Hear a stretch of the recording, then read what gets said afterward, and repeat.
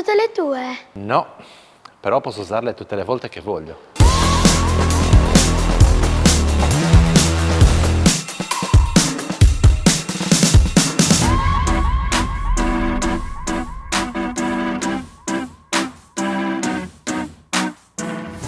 Mab & Co. Formazione e strategie per l'evoluzione del business. mabmanagement.it.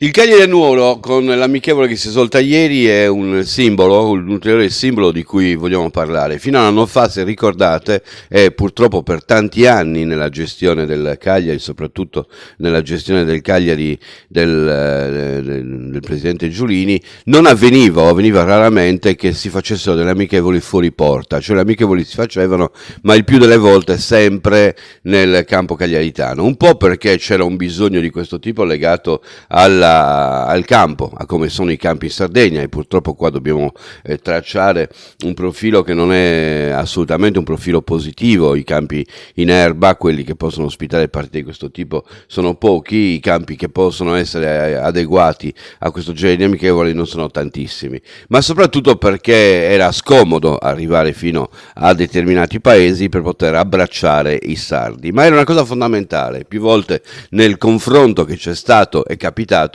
di sottolineare questo aspetto e di criticare a suo tempo, ma sempre con lo spirito costruttivo, il fatto che ci fosse questa pretesa di aspettarsi che i tifosi vengano da te.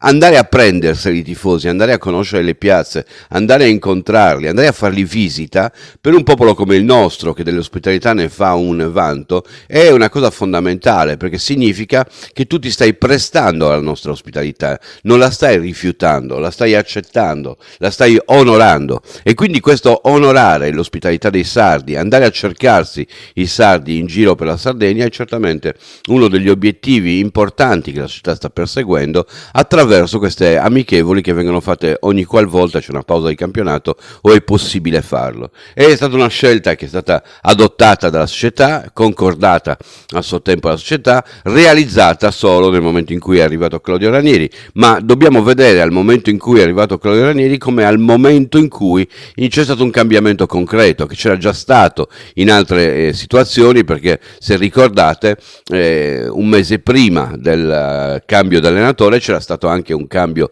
all'interno della società, con una linea che stava cambiando già in quel momento, con un'idea di società, con un'idea di cambiamento che doveva essere votata proprio a recuperare il terreno che si era perso, quel terreno che si era perso negli anni e che aveva trovato il punto più basso nella gestione Mazzarri e in quel campionato veramente disdicevole che avevamo vissuto fino alla retrocessione. Ecco, volevo sottolineare l'aspetto sociale, quindi, del andare a far visita ai nostri paesi, ai nostri cittadini, andare a fare queste amichevoli e farsi abbracciare dalla gente. È un modo per onorare il sardo ed è un modo per farsi riconoscere in quello slogan che, ricordate le mie critiche, fino a un anno fa era solamente uno slogan, perché la squadra non rappresentava in quel momento il popolo sardo. Ora molto di più.